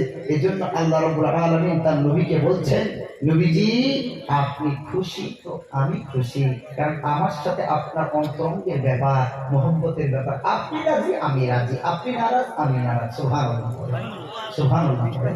নারে তাকবীর, নারে তাকবীর। এক্ষুনি হুজুর কথা বলবেন, নারে তাকবীর। জামানা দিওয়ানা ও গো মা আমিনা, তোমার লালের নাই তুলনা মাগো, তোমার লালের নাই তুলনা। জামানা দিওয়ানা ও গো মা আমিনা, তোমার লালের নাই তুলনা মাগো, তোমার লালের নাই তুলনা। মেঘে মাথায় ছায়া করে, রোদ না লাগে গায়। মেঘে মাথায় ছায়া করে, রোদ না লাগে গায়। আর গরম মরু পায়ের তলায় শীতল হয়ে যায়। নারে তাকবীর। মেঘে মাথায় ছায়া করে, রোদ না লাগে গায়। আর গরম মরু পায়ের তলায় শীতল হয়ে যায়। নূরানি বদনে হাওয়া চলে সনসনে,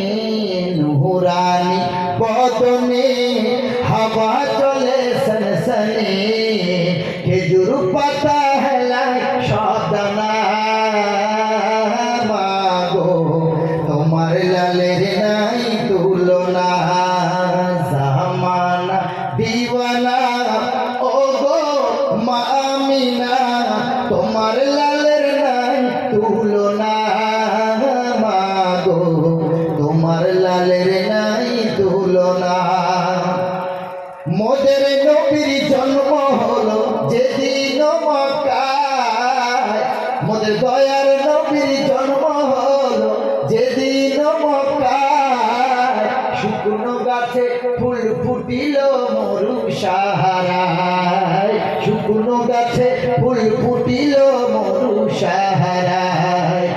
মাথা নিচু করে আল্লাহর দরবারে, মাথা নিচু করে আল্লাহর দরবারে, উম্মতেরই জানাই শুভ কামনা।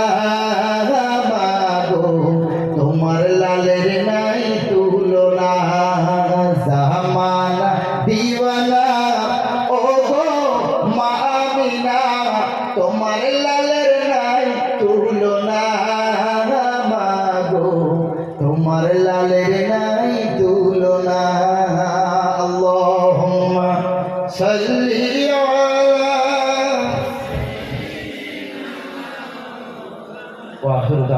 আলহামদুলিল্লাহি রাব্বিল আলামিন। আসসালামু আলাইকুম ওয়া রাহমাতুল্লাহি ওয়া বারাকাতুহু।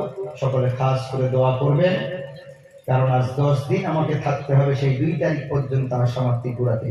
অনেক কষ্ট ফ্যামিলি ছেড়ে আসা, এই জন্য করে যারা বাইরে এইভাবে সফর করেন মনটা অনেক কষ্টে ভরা থাকে। আপনারা দোয়া করবেন খাস করে। আমার পরে হুজুর আসছে, আগের যে জলসা করে এসেছি ওখানেও হুজুর ছিলেন মুখ্য অতিথি হিসেবে। আল্লাহ কবুল করুক, তারও জবান থেকে আল্লাহ দামি দামি কথা বলার তৌফিক দান করুক। সকলে বলেন আমিন। আসসালামু আলাইকুম ওয়া রাহমাতুল্লাহি ওয়া বারাকাতুহু।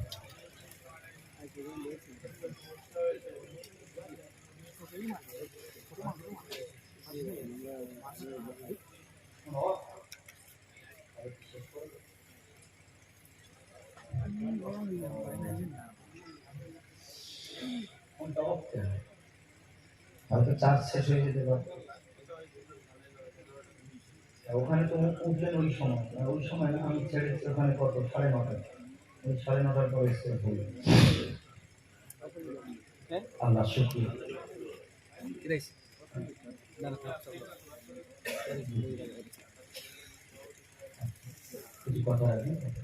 দরুদ শরীফ পড়েন। আল্লাহুম্মা সাল্লি আলা সাইয়্যিদিনা মাওলানা মুহাম্মদ ওয়া আলা আলি সাইয়্যিদিনা মাওলানা মুহাম্মদ। আল্লাহুম্মা আমিন।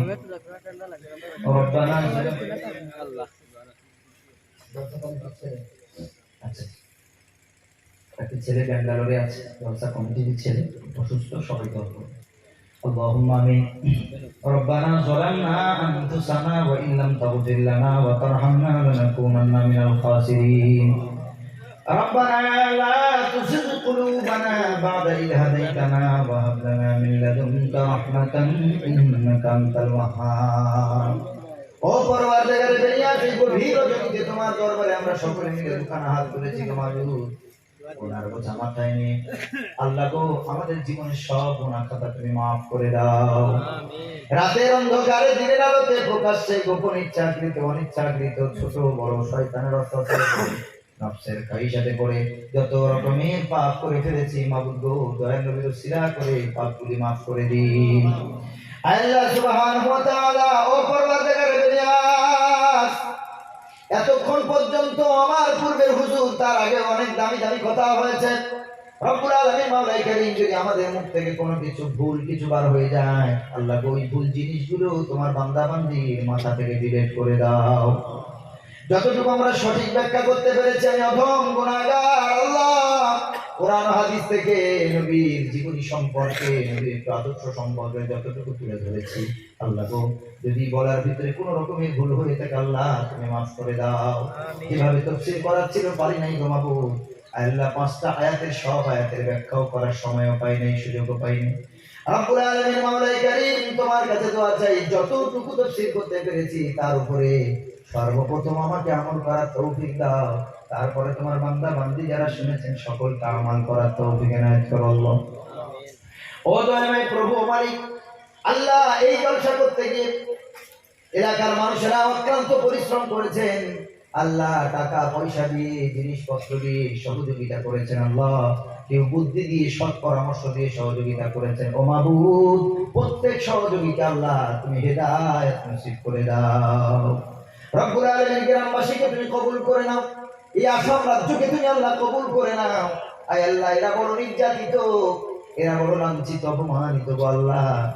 আল্লাহ গো, আয় আল্লাহ, আসাম যিনি মুখ্যমন্ত্রী আছেন আল্লাহ, তুমি তারে হেদায়েত দাও আল্লাহ, তুমি সঠিক বিচার করার তৌফিক দাও আল্লাহ, নিরপেক্ষভাবে প্রত্যেক জাতিকে তার অধিকার ফিরিয়ে দেওয়ার তৌফিক দাও আল্লাহ, দলীয়গতভাবে যেন হিংসা বিদ্বেষ না রাখে আল্লাহ, তুমি তৌফিক এনায়েত করো আল্লাহ।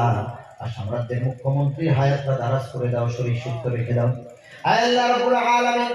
এলাকার এমএলএ মন্ত্রী যারা, উচ্চ পদস্থ যারা আছেন, কর্মচারী যারা আছেন, প্রত্যেককে তুমি সুস্থ রাখো, দেশের জন্য জনকল্যাণমূলক কাজে নিয়োজিত করার, তুমি নিয়োজিত থাকার তৌফিক দিও আয় আল্লাহ তাআলা। লোভ লালসা ছেড়ে আল্লাহ জনকল্যাণমূলক জনস্বার্থের জন্য আল্লাহ গো কাজ করার তৌফিক দাও রব্বুল আলামিন। মাওলাই কারীম, আয় আল্লাহ এই মাহফিলকে কবুল ও মঞ্জুর করে নাও।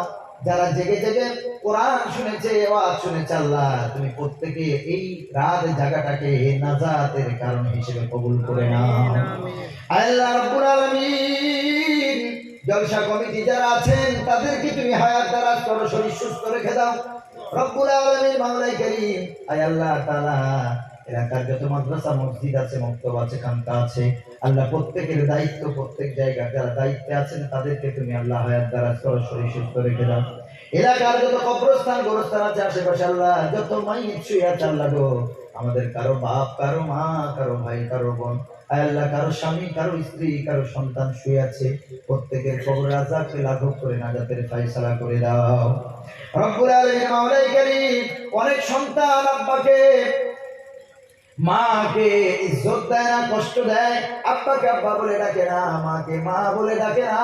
কত বৃদ্ধ বাবাজি, কত বৃদ্ধা মা এসে কান্না করে, হুজুর একটু দোয়া করে দেন, আমার ছেলে আমাকে একটু খেতেও দেয় না। ও মালিক গো, এই সন্তানগুলোকে আল্লাহ তুমি হেদায়েত নসিব করে দাও, আব্বা মায়ের আনুগত্য করার তৌফিক দিও আল্লাহ রব্বুল আলামিন। মাওলাই কারীম, অনেকের বাপ মা হারা এতিম বসে আছে আল্লাহ, চোখটা বন্ধ করলে মৃত মায়ের মুখটা চোখের সামনে ফুটে ওঠে, মা কেমন করে বাবা বলে ডাকতো, খোকা বলে ডাকতো আল্লাহ, সেই ভাষা, সেই আওয়াজটা যেন কানে এখনো বাজে গো। আয় আল্লাহ, আব্বা কেমন ভাবে খোকা বলে ডাকতো, কি আদর করে ডাকতো, ওই ডাক অনেকে আর শোনার মতো সুযোগ নাই, কবরে চলে গেছে আল্লাহ। একটুখানি বালিশে মাথা দিয়ে যখন চিন্তা করি, তখন মনে হয় আমার বাপটা আমাকে কেমন করে আদর করে ডাকতো, আমি বাড়ি না আসা পর্যন্ত আমার বাপ মা খানা খেত না, আমার জন্য বসে থাকতো আল্লাহ গো।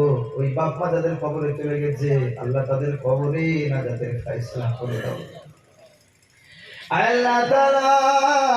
ও মাবুদ, আমরা যারা অসুস্থ আছি আল্লাহ, তুমি আমাদের সুস্থতা দান করে দাও। জলসা কমিটির একজন ভাই বেঙ্গালুরুতে আছেন আল্লাহ, শরীরটা বড় অসুস্থ, মাওলা তার শরীরটাকে তুমি তাড়াতাড়ি দ্রুত সুস্থতা দান করে দাও আয় আল্লাহ। তারা পরিবার ছেড়ে, মা বাপ ছেড়ে, স্ত্রী ছেড়ে, বাচ্চা ছেড়ে বাইরে থাকার যে কি কষ্ট রে মালিক আল্লাহ, এই সময়টা তার মা তার কাছে নাই, তার মা তার কাছে নাই, তার স্ত্রীর কাছে নাই, বাচ্চারা কেউ তাদের কাছে নাই মাবুদ আল্লাহ গো, বড় একা, কাছে থাকলে সেবা দিত, টাইম মতো খাইয়ে দিত আল্লাহ। আল্লাহ গো, তুমি তার শরীরটাকে সুস্থ রাখো, যেই ডাক্তার দেখালে, যেই ওষুধ সেবন করলে দ্রুত আরোগ্য হয়, ওই ডাক্তারের খোঁজ তুমি আল্লাহ মিলিয়ে দাও আয় আল্লাহ। তারা আমাদের অনেকের বাচ্চা বাচ্চিরা মাদ্রাসা, স্কুল, কলেজে লেখাপড়া করে আল্লাহ, আমাদের বাচ্চাদের তুমি মাথার ব্রেন বাড়িয়ে দাও আল্লাহ গো, পরীক্ষায় ভালো মার্কস করার পাওয়ার তুমি তৌফিক দাও, রেজাল্ট ভালো হওয়ার তৌফিক দাও, পড়াশোনায় মনোযোগী করে দাও, মন বসিয়ে দাও আল্লাহ, আমাদের বাচ্চাদেরকে হায়াতে দারাজ করে দাও আল্লাহ রব্বুল আলামিন। মাওলাই কারীম, তোমার কাছে এই শেষ দুটো দোয়া চাইবো আল্লাহ, ফিলিস্তিনের নিরীহ মুসলমানদেরকে আল্লাহ তুমি সাহায্য করো ও আল্লাহ। সব জলসায়, সব দোয়াতে তো এই দোয়াটা চাই, ওদের হয়ে আমরা যুদ্ধ করার তো কোনো সুযোগ নাই গো আল্লাহ, তবে কলিজাটা ফেটে যায় ওই এতিম বাচ্চাদের কান্না, মোবাইলে দেখি, চোখের পানি ধরে রাখতে পারি না গো আল্লাহ। কত হাজার হাজার নিরীহ শিশু, মাহারা, বাবারা পানি পায় না, খাদ্য পায় না, ঘাসগুলো চাবায় চাবায় খায়, কাগজগুলো খায়, মা মা মা বলে তারা ওরা কাঁদে, কিন্তু মা তো আর জীবনে তারা ফিরে পাবে রে আল্লাহ। কতগুলো ভিডিওতে দেখলাম এক বাপ তার মৃত বাচ্চাটাকে কোলে নিয়ে ঝরঝর করে মরা বাচ্চাটার চোখে চুমা দেয়, মরা বাচ্চাটা ঠোঁটে চুমা দেয়, আর বারবার আকাশের দিকে তাকিয়ে কি যেন আল্লাহ তোমার কাছে বলে। মরা বাচ্চাটাকে বুকে আঁকড়ে নেয় একবার, ও জানে যে আমার বাচ্চা আর আমার কাছে ফিরে আসবে না, আর আমাকে আব্বা বলে ডাকবে না, আর মা বলে ডাকবে না। ও মাবুদ গো, জালেমেরা জুলুম করছে, ওদের চিকিৎসা বন্ধ, পানি বন্ধ, খানা বন্ধ। কে কখন একবেলা খিচুড়ি দেবে ওদের, কে কখন একটু খানা দেবে, ওরা পাগলের মতো তাকিয়ে আছে। আল্লাহ, আমাদের জায়গা, আমাদের মসজিদ ওরা দখল করে আছে। আল্লাহ, তুমি ওদের সহি বুঝ দাও, হেদায়েত দাও, স্বেচ্ছায় যেন আমাদের মসজিদুল আকসা ফিরিয়ে দেয়। মায়েদের কান্না, বাবার কান্না, সন্তানের কান্না সহ্য করতে পারি না। হাজার হাজার শিশু দুনিয়া ছেড়ে চলে গেছে আল্লাহ। আয় আল্লাহ, এক মা তার মরা সন্তানের মাথাটা পেয়েছে, মাথাটা জড়িয়ে নিয়ে কাঁদে। কোথায় তার হাত, কোথায় তার পা, মুখটা চিনতে পেরেছে রক্তে ভরা, কাটা মাথাটা, ছিন্ন বিচ্ছিন্ন করা মাথাটা বুকে দিয়ে কান্না করে। আমরা এই ভারতের বুকে বসে দোয়া ছাড়া আর কিছু দেওয়ার মতো সক্ষমতা রাখি না আল্লাহ। ওদের জন্য টাকা পয়সাও পাঠাবার কোনো সুযোগ নাই, ওদের জন্য একটু দিয়ে যে লড়াই করবো, যুদ্ধ করে শহীদ হয়ে যাব, সেই সুযোগও নাই গো আল্লাহ। তবে চোখের দুপোটা পানি ফেলে তোমার কাছে তোমার এত বান্দা বান্দীদেরকে নিয়ে দোয়া চাচ্ছি, তুমি আল্লাহ ফিরিয়ে দিও না। সারা পৃথিবীর কোনায় কোনায় সব জলসায় ওদের জন্য দোয়া হয় গো মাবুদ। আল্লাহ, আমি একা গুনাহগার হতে পারি, তোমার এত বান্দা বান্দি সবাই তো গুনাহগার না। আল্লাহ, ওদের চোখের পানি কবুল করো। বদরের যুদ্ধে 313 জন সাহাবী যেমন হাজার হাজার কাফেরদের বিরুদ্ধে লড়াই করে আল্লাহ তুমি তাদের জয় দান করেছিলে। ও আল্লাহ, তুমি কি পারো না? তুমি তো সেই আল্লাহ ছিলে, আছো আর থাকবে। আল্লাহ গো, বদরের যুদ্ধে যেমন ফেরেশতা দিয়ে সহযোগিতা করেছো, আল্লাহ ফিলিস্তিনের মুসলমানদেরকেও তুমি ফেরেশতা দিয়ে সহযোগিতা করো। তুমি তো তোমার জিবরিল ফেরেশতা 600 ডানা দিয়েছো আল্লাহ। একটা ডানা দিয়ে যদি ঝাপটা দেয়, ইসরায়েলের ইহুদিদের বংশ গোষ্ঠী উদ্ধার হবে, নাস্তানাবুদ হয়ে যাবে। আল্লাহ, তোমার ক্ষমতার বহিঃপ্রকাশ ঘটাও, তোমার ক্ষমতা দেখতে চাই, আর সহ্য করতে পারি না। নাসরুম মিনাল্লাহি ওয়া ফাতহুন করিব, ইযা জা নাসরুল্লাহি ওয়াল ফাত ওয়া রাআইতান নাসা ইয়াদখুলুনা ফি দীনিল্লাহি আফওয়াজা ফাসাব্বিহ বিহামদি রাব্বিকা ওয়াস্তাগফির ইন্নাহু কানা তাওয়াবা। আয় আল্লাহ, তুমি ওদের বিজয় দাও, আমাদের দোয়া তুমি কবুল করো গো মাবুদ। আল্লাহ, আমাদের মসজিদুল আকসা ফিরিয়ে দাও। আল্লাহ, ওদের তো বাচ্চা মৃত্যুবরণ করছে, ওদের তো মায়েরা মৃত্যুবরণ করছে। এই যুদ্ধের তুমি অবসান ঘটাও আল্লাহ। নেতানিয়াহু বাদশাহ যেন স্বইচ্ছায় আমাদের জায়গা ছেড়ে দেয়, আল্লাহ তুমি ওকে হেদায়েত করে দাও মাবুদ। আর একটা দোয়া তোমার কাছে, শেষ দোয়া চাই। কত আমাদের খেলার সাথী আর দুনিয়াতে নাই, কবরে চলে গেছে। কতজনের সাথে একসঙ্গে খেলা করতাম, গল্প করতাম, একসঙ্গে এক টেবিলে বসে চা খেয়েছি, এক ক্লাসে বসে পড়াশোনা করেছি। আল্লাহ, একদমই কত বন্ধু আজ কবরে চলে গেছে। আল্লাহ, আমাদের কতজনের বাপ মা দাদা দাদি নানা নানি কবরে চলে গেছে। আল্লাহ, আমরাও তো ওই কবরের যাত্রী হব মাবুদ। তবে তোমার কাছে একটাই তো আছে, এই শেষ আর দিগো মাবুদ, মরে যাওয়ার আগে, মরে যাওয়ার সময় আল্লাহ তুমি আমাদের শহীদের মৃত্যুটুকু দিও গো। বেঈমানের মতো মৃত্যু দিও না, গাল মুখ বাঁকিয়ে দিও না, ইমানের সাথে মৃত্যু দিও। যেই সময়টা নামাজ পড়বো আল্লাহ নামাজের হালাতে মৃত্যু দিও। কোরআন পাঠ করতে করতে মৃত্যু দিও, ওযুর হালাতে মৃত্যু দিও, পাকসার কাপড়ে মৃত্যু দিও গো আল্লাহ। আয় আল্লাহ, রোড অ্যাক্সিডেন্টে মৃত্যু দিও না, হাইডেনে বলে মৃত্যু দিও না, বাথরুমে মৃত্যু দিও না, নাপাক অবস্থায় মৃত্যু দিও না আল্লাহ। আল্লাহ নবীজির কালেমা পড়তে পড়তে আল্লাহ যেন আমরা শহীদের পেয়ালার পানি চুমুক দিতে দিতে যেন ইন্তেকাল করি, তৌফিক দাও। اللهم ارزقني شهادة في سبيلك واجعل موتي في بلد رسولك. ربنا تقبل منا إنك أنت السميع العليم وتب علينا إنك أنت التواب الرحيم. سبحان ربك رب العزة عما يصفون وسلام على المرسلين والحمد لله رب العالمين. وبحرمة كلمة الطيبات بحق لا إله إلا الله لا إله إلا الله لا إله إلا الله محمد رسول الله صلى الله عليه وسلم. السلام عليكم ورحمة الله وبركاته.